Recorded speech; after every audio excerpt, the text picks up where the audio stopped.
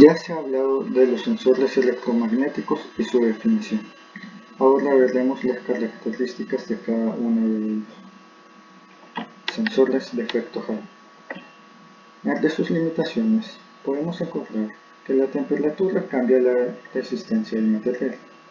Además, hay un error de cero debido a inexactitudes físicas.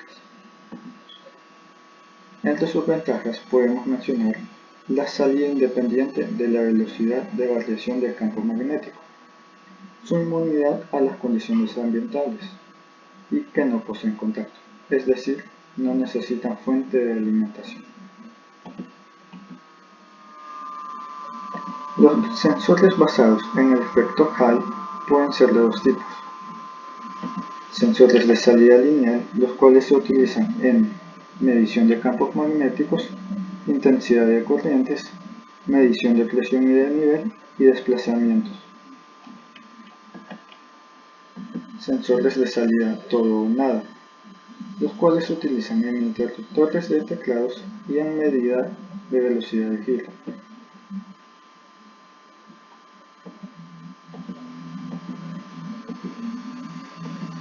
Usos en la industria. Las aplicaciones de los sensores de efecto Hall en la industria, especialmente en la automotriz, son como reemplazo de los sensores inductivos. Como podemos observar, las imágenes muestran las partes del sensor y su funcionamiento.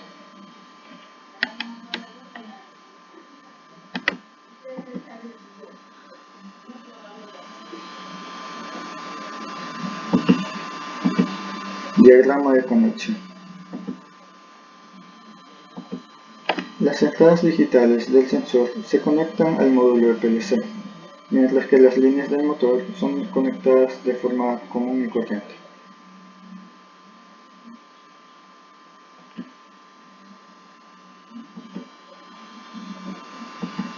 Sensores basados en la ley Faraday.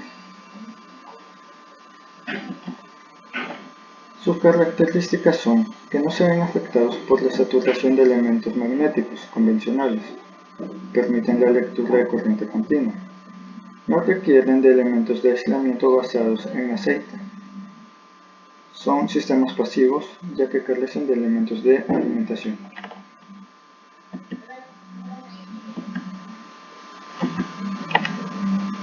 Los sensores Faraday tienen tres tipos de uso, como lo son los tacogeneradores, ya sea de corriente continua o corriente alterna, los sensores de velocidad lineal o LVS por sus siglas, o los caudalímetros electromagnéticos.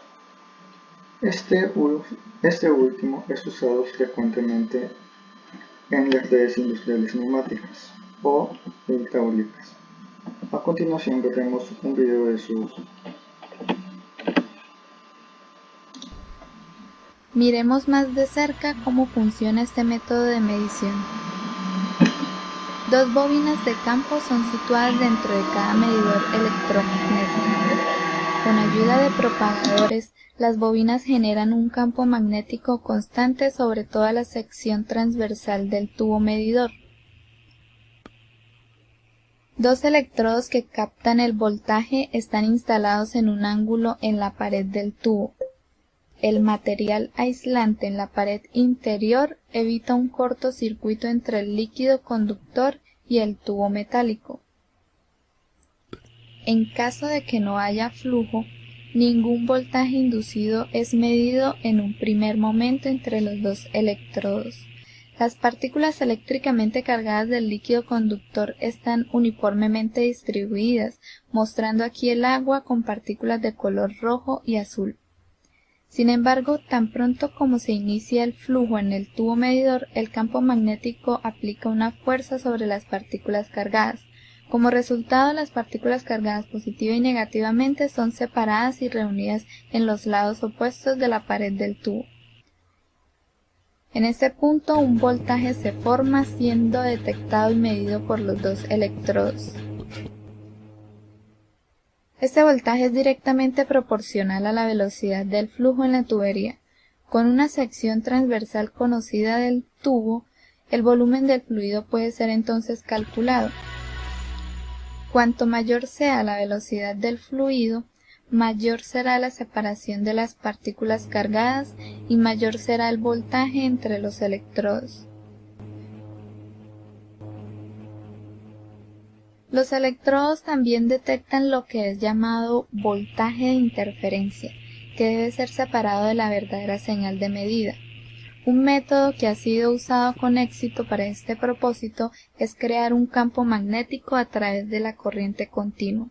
Para hacerlo, la polaridad del campo magnético es alternadamente invertida, ilustrado aquí en cámara lenta. Ahora el voltaje captado por los electrodos constantemente cambia su polaridad. Como resultado, todo voltaje de interferencia puede ser eliminado, por ejemplo, los efectos electroquímicos en un líquido o los campos magnéticos externos. Por lo tanto, el tamaño del tal voltaje de interferencia no tiene ningún impacto sobre la verdadera señal de medida.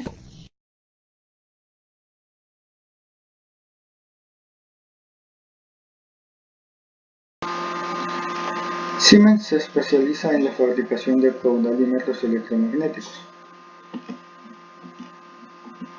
Las imágenes muestran los diagramas de conexión hacia un PLC. Podemos ver el diagrama de la izquierda que dice PLC con voltaje negativo y un común. El diagrama de la derecha muestra la conexión del PLC con un voltaje positivo, es decir, la línea positiva y un común.